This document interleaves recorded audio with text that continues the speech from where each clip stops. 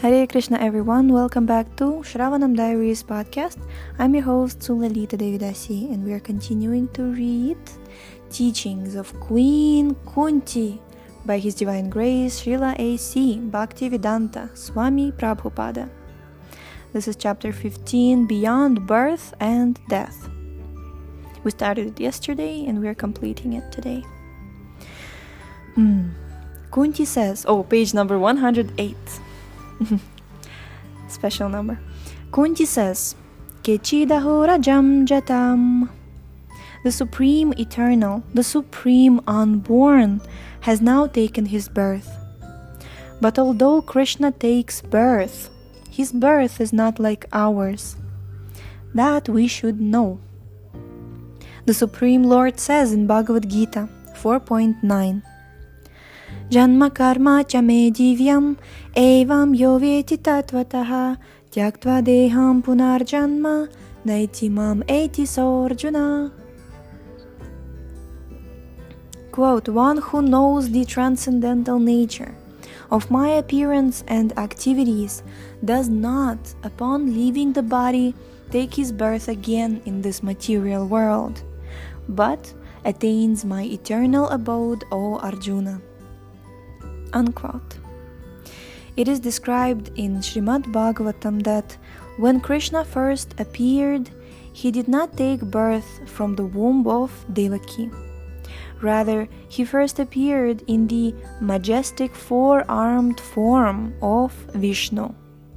And then he became a small child on Devaki's lap. Therefore, Krishna's birth is transcendental, whereas our birth takes place by force, by the laws of nature.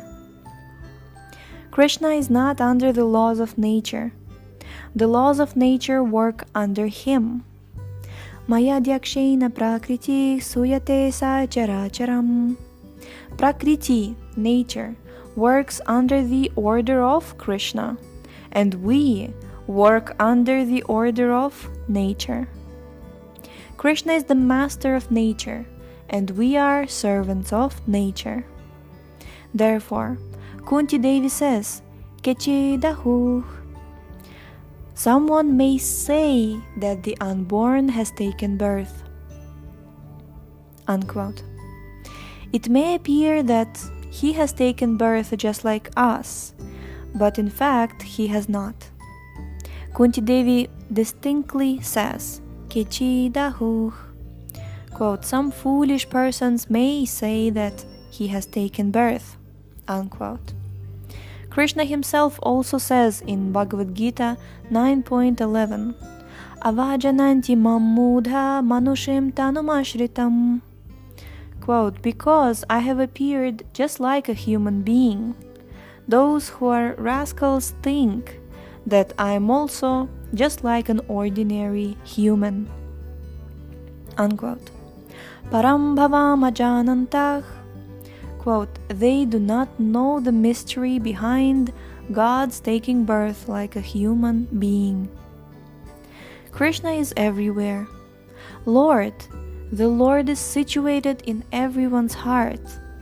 Ishvarah sarva bhutanam hriddasharjuna tishtati. And since he is within us and is all-powerful, why should it be difficult for him to appear before us? When the great devotee Dhruva Maharaj was engaged in meditation on the four-handed form of Vishnu, all of a sudden his meditation broke, and he immediately saw before him the same form upon which he had been meditating. Was it very difficult for Krishna to appear in this way? Of course not.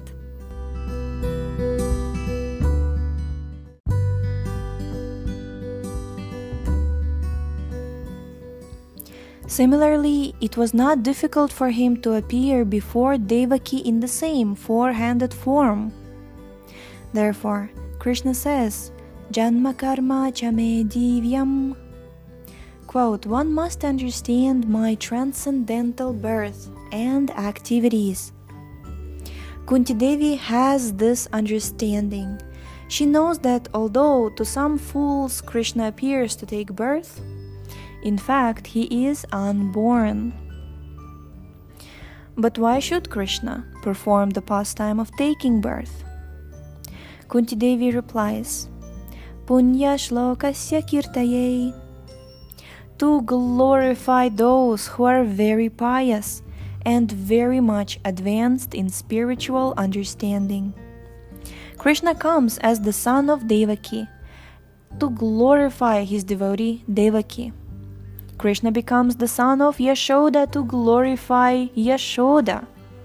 Similarly, Krishna appears in the dynasty of Maharaja Yadu, his great devotee, just to glorify Maharaja Yadu. Thus, Krishna is still known as Yadava, the descendant of Maharaja Yadu.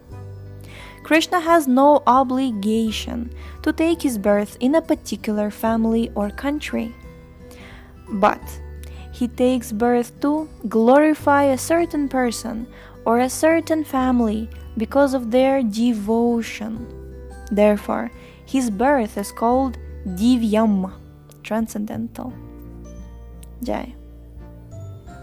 The Lord is not obliged to take birth, but we are obliged to do so. That is the distinction between our birth and the birth of Krishna. If by our karma or activities we are fit to take birth in a good family in human society or demigod society, we shall do so. But if our activities are low, like those of animals, we shall have to take birth in a family of animals. That is the force of karma. Karma na daiva netrina jator deho papataye. Srimad Bhagavatam 3.31.1. We develop a certain type of body according to our karma. The human form of life is meant for understanding the supreme, the absolute truth. Atato Brahma Jigyasa. But if we do not endeavor for this, if we misuse this opportunity and simply remain like animals, we shall return to an animal form of life. Therefore, the Krishna consciousness movement is trying to save people from going down to animal life. The appearance of Lord Krishna is compared to the growth of sandalwood trees in the Malaya hills. Malayasyeva Chandanam. There are two Malayas, the Malaya hills and the part of the world now known as Malaysia. The Chandana tree or sandalwood tree can grow anywhere. There is no rule that it has to grow in Malaysia or in the Malaya hills. But because this sandalwood grows in large quantities in those parts of the world, it is known as Malaya Chandana. In the Western countries, there is scented water known as eau de cologne. It can be manufactured anywhere. But because it was originally manufactured in the city of Cologne, it is known as eau de cologne. That's where it came from. Okay, sorry. Similarly, sandalwood can grow anywhere. But because it was originally very prominent in Malaysia and the Malaya hill, it is known as Malayan Chandan, Malayan sandalwood. Kunti offered this prayer 5,000 years ago, and this indicates that sandalwood was growing 5,000 years ago in Malaysia. Malaysia is not a new name. It was known thousands and thousands of years ago to the followers of the Vedic culture. Nowadays, of course, Malaysia is growing rubber trees because there's a good demand for rubber. But formerly, Malaysia grew sandalwood on a large scale because there was a great demand for sandalwood, especially in India. Because India is a tropical country and sandalwood is very cooling, people in India use sandalwood pulp as a cosmetic.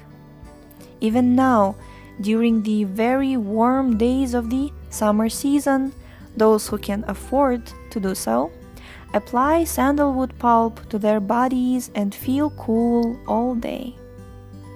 In India, it was the system that, after bathing and sanctifying the body by applying marks of tilaka, one would offer obeisances to the deity, take some chandan prasad from the room of the deity, and apply it as a cosmetic to the body. This was called prasadhanam. But it is said that in Kali Yuga, the present age, snanam eva prasadhanam, Bhagavatam 12.2.5. If one can even bathe nicely, this is prasadhana. In India, even the poorest man will take an early morning bath every day. But when I came to America, I saw that even taking one's daily bath may be a difficult thing and is often not the practice. In India, we are accustomed to see people bathe thrice in a day, but in New York, I have seen that one may have to go to a friend's house to bathe because one may not have facilities to do so at home. These are symptoms of Kali Yuga. Snanam eva prasadhanam. In the Kali Yuga, it will be very difficult even to take a bath. Wow. That's true. The culture has to be there also, because sometimes some places the facilities are there, but the mentality of people is such that they don't consider it important. But the Vedic culture, the principle of purity is very much emphasized, so people would take bath thrice a day because you have to chant Gayatri, you have to worship the deities. If you become impure by one thing or another, take a bath. So yes. Another symptom of Kali Yuga is Dakshyam Kutumba Bharanam, Bhagavatam 12.2.7. One will be famous for his pious activities simply if he can maintain his family. The word Dakshyam means famous for pious activities comes from Daksha, which means expert. In Kali Yuga, one will be considered expert if he can maintain a family consisting of himself, his wife, and 1 or 2 children. In India, of course, the traditional family is the joint family, consisting of a man and his wife, their parents and children, their in-laws, and so on. But in Kali Yuga, it will be difficult to maintain a simple family of oneself, one's wife, and few children. When I was living in New York, among the people coming to our classes was an old lady who had a grown son. I asked her, "Why doesn't your son get married?" She replied, "Yes, he can marry when he can maintain a family." I did not know that maintaining a family was such a difficult job here. But this is described in the Bhagavatam. If one can maintain a family, he will be considered a very glorious man. And if a girl has a husband, she will be considered very fortunate. It is not our business to criticize, but the symptoms of Kali Yuga are very severe and they will grow more severe. The duration of Kali Yuga is 432,000 years. And although only 5,000 years of it have passed, already we find so many difficulties. And the more we grow into this Kali Yuga, the more the times will be difficult. The best course, therefore, is to complete our Krishna consciousness and return home, back to Godhead. That will save us. Otherwise, if we come back again for another life in Kali Yuga, we shall find difficult days ahead, and we shall have to suffer more and more. Wow, this is such a perspective. Yes. Yes, this last point, that if we come back again for another life in Kali Yuga, we shall find difficult days ahead. It's very disturbing to imagine that, but you don't even have to imagine that. What Srila Prabhupada is describing, this he described back in 60s, 70s. People nowadays, right? People say that all millennials, meaning those who were born in 80s and 90s, they're not having families, they're not having children, because they can barely survive, basically. They can barely maintain themselves. People wonder how could, people back in 60s, 70s, when they're in their early 20s, how could they think about having, more than 2 kids, having a big house? Even in America, we're talking about America, having, and it's difficult to actually, and this even if one has means of maintaining a family. Here it says if a girl has a husband, she will be considered very fortunate. The whole concept of, there are many, I'm not making this up, I'm just remembering all of the different times, all the different predictions that I've read so far in Srila Prabhupada's books about Kali Yuga, whereas this Srila Prabhupada explains that in Kali Yuga, in this age, the more we progress, the more we see that basically even basic necessities of life for basic survival, like having a family, having a stable family, without separation, it's very rare. Maintaining a family nicely is very rare, and it's considered to be that it's not doesn't say maybe it's very rare. It says it's considered very glorious, it's considered very famous, it's considered very fortunate. The level of piety, glory, and fortune came down so low, because it's supposed to be something normal. It's supposed to be normal that a girl will have a nice husband, that a family can be maintained. It's supposed to be considered normal, but nowadays it's a great struggle. And the more Kali Yuga progresses, the more it will become more and more, it will worsen and become more severe. But the good news is that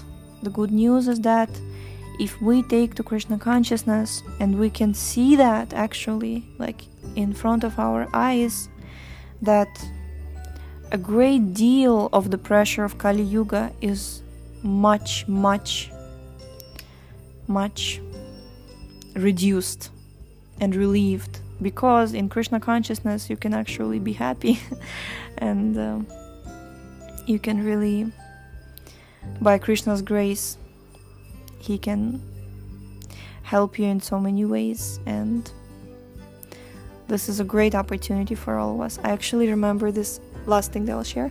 I remember this beautiful verse that I read in Krama Sandarbha of Jiva Goswami, where he says that for one who doesn't have the Supreme Lord, Govinda, in his heart, Satya Yuga becomes Kali Yuga. And for one who has the Lord in his heart, Kali Yuga becomes Satya Yuga. So, Krishna consciousness, in spite all odds, of course nobody has the utopian idea that Kali Yuga will be stopped altogether from progressing, but Srila Prabhupada, sometimes we how you say, or we can have this hope, but Srila Prabhupada, he is very practical and very realistic. He says that you can see the symptoms of Kali Yuga. They are very severe. They will grow more severe. From this point, we don't expect much improvement when it comes to Kali Yuga. And it will go on for the next 432,000 years. The further, the worser, if you can say so, for further worser. The further it goes, the worse it will get. But the best course is to complete our Krishna consciousness. And actually, Kali Yuga is glorious for the fact that you can just become Krishna conscious, fully Krishna conscious, by chanting the Lord's holy name and taking shelter of Shri Shri Gauranitai. Because Lord Chaitanya Mahaprabhu is the most munificent incarnation who came to save us all. And our only qualification is that we have no qualification because we were born in this age. Yes. Oh, Krishna. Okay, so we can go on and on about this. It's right now, especially with the pandemic, you read all this, you're like, yeah, it's very bad. Krishna Chaitanya. Okay, so we shall continue tomorrow. We have completed today's chapter.